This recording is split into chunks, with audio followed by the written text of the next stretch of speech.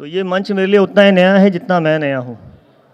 तो हिंदी भाषा से कुछ नाता ऐसा है, कुछ 4 साल पहले ऐसा नाता जुड़ा, उसके बाद वो छूट नहीं रहा है।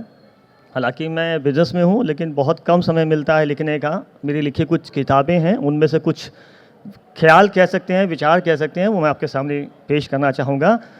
तो सबसे दिल के करीब मेरी 2 लाइनें हैं, वो सुनिएगा कि कभी खुला आसमान दिखता था मेरी छत से, कभी खुला आसमान दिखता था मेरी छत से, अब तो बस छत दिखती है मेरी छत से। बहुत शुक्रिया, शुक्रिया, शुक्रिया।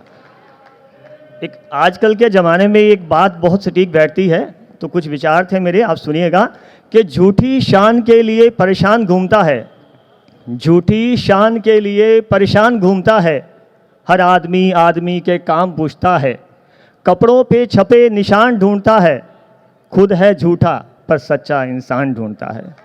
बहुत बढ़िया, मेहरबानी, मेहरबानी।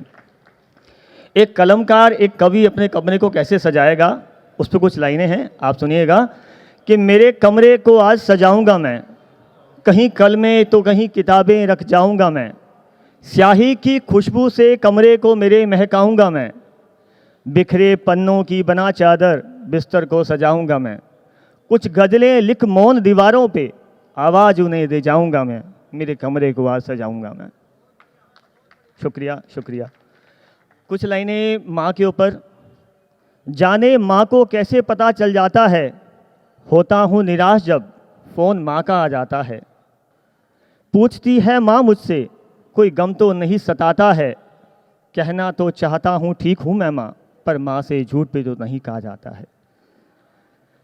तो एक विचार, एक इंसान आईने के सामने खड़ा होकर जब अपनी ज़िंदगी का सार देखता है ना, तो उसमें कुछ लाइनें उसके दिमाग में आती हैं, तो सुनिएगा कि खुद के लिए जिया कब था, खुद के लिए कुछ किया कब था, उलझा रहा न जाने किस पशो पेश में, सुकून का एक पल खुद को दिया कब था, देता रहा दोष जमाने को, बता दोष जमाने का कब था।